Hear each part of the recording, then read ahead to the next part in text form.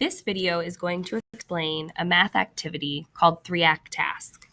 This is something that we do during math time to engage students in critical thinking and problem solving. A 3-act task consists of just that, 3 acts.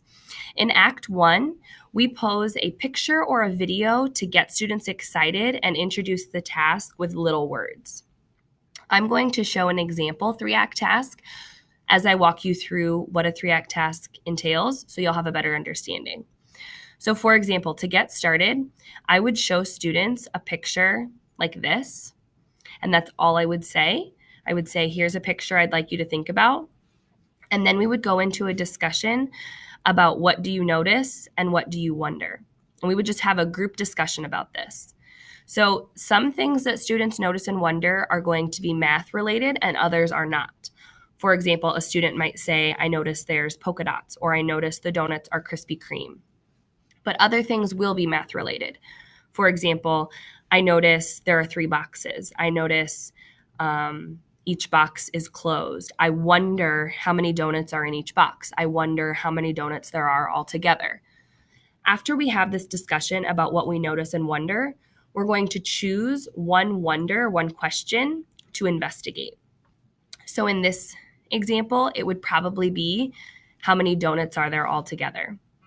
Once we choose that one wonder to investigate further, I will give the students more information in order to solve that question.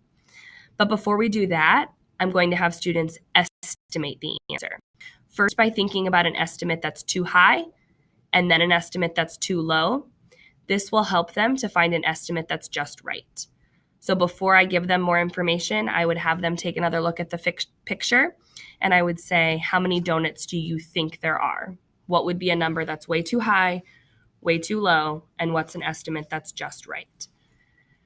Once students have their estimations recorded, we would move into Act 2, which is where I'm going to give them more information in order to solve that question. Since we chose to answer the question, how many donuts are there altogether, the students need to know how many donuts are in each box. I could show them a picture or simply just tell them. So I decided to show a picture, so I showed this to the students. I said, here's some more information to help you solve this question. And they're going to use this knowledge to figure out, if this is how many donuts are in each box, how many donuts are there altogether? Now, students can do this in a variety of ways as they work through Act 2. This is where they are problem solving to figure out the answer to the question. Some students might draw a picture, use a tool. Older students might even do a multiplication fact. Younger students will probably use repeated addition. Anything that they can think of to solve this question.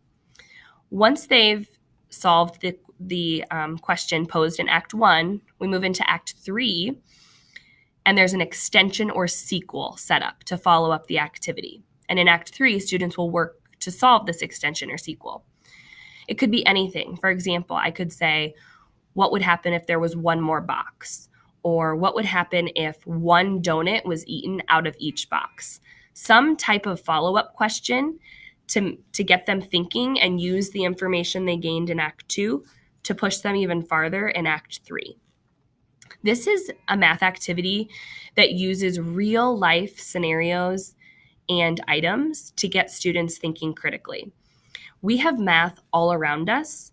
Start thinking about how you can ask these types of questions and do an activity such as a 3-act task with your child. It could be as simple as a conversation as you make dinner together. For example, I had a loaf of bread at my house that I was using for dinner, and before I cut it up, I created a 3-act task out of it for my students. I took a picture of the loaf of bread, asked them how many pieces they thought there would be. I ended up cutting it all up, telling them how many pieces there were, and telling them, okay, if I have 13 people at my house, how many pieces of bread will be left? Things like this are happening all the time in our lives. So be thinking about how you can have these types of conversations with your students and get them thinking critically about math all around us.